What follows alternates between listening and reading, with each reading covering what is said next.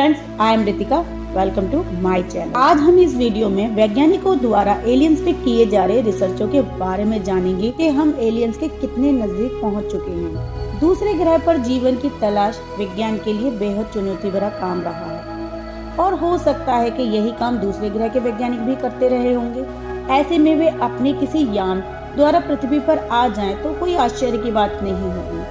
हम भी तो चंद्रमा, मंगल ग्रह पर पहुंच चुके हैं। यह ब्रह्मांड कितना बड़ा है, इसकी कल्पना करना भी बहुत मुश्किल है।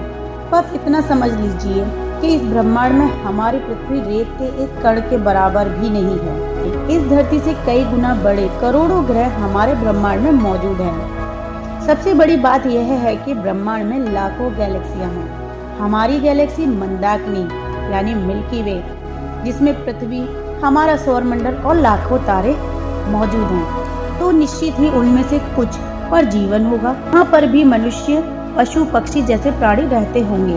हो सकता है कि वहाँ के लोग बुद्धिमान और टेक्नोलॉजी से संपन्न हों। हम धरती वासियों ने इनको एलियन का नाम दे दिया है। एलियंस का अर्थ है जो दूसरे ग्रह के निवासी हों।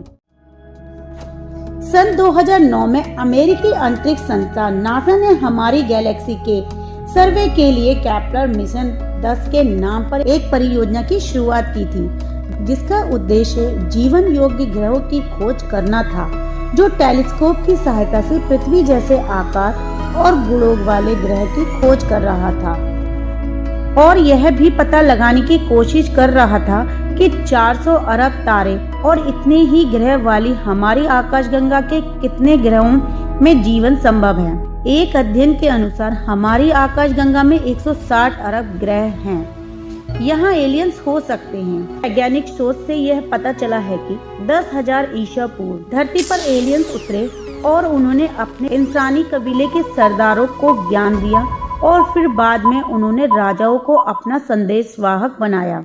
एक रिसर्च की माने तो एलियंस ने ही चीन, भारत, मिस्र, इजराइल, अमेरिका और एशिया जैसे स्मारक, पूजा स्थल या अजूबे बनाए हैं, जिन्हें बनाना मनुष्य की बस की बात नहीं लगती। वे अलग अलग काल में अलग अलग परंपरा, समाज की रचना कर धरती के देवता या कहें कि फरिश्ते बन बैठे। हिस्ट्री चैनल की रिपोर्ट के मुताबिक प्राचीन सभ्यता की स्मारक पर शोध करने वाले मशहूर लेखक एरिक वॉन डैनिकेन की किताब चैरियट्स ऑफ गॉड ने दुनिया की सोच को बदल कर रख दिया। उनके अनुसार प्राचीन मिस्र के निवासियों के पास गीजा के पिरामिडों को बनाने की कोई टेक्निक ही नहीं थी। मिस्र के निवासियों के पास गीजा के पिरामिड बनाने के लिए ना तो औजार थे, ना ही उन्हें बनाने का ज्ञान था। इस तरह इन्हें अवश्य ही एलियंस ने बनाया होगा। यदि भारत के संदर्भ में बात करें तो ऐसे कई मंदिर जिन्हें आज के आधुनिक मानव टेक्निक से भी नहीं बनाया जा सकता।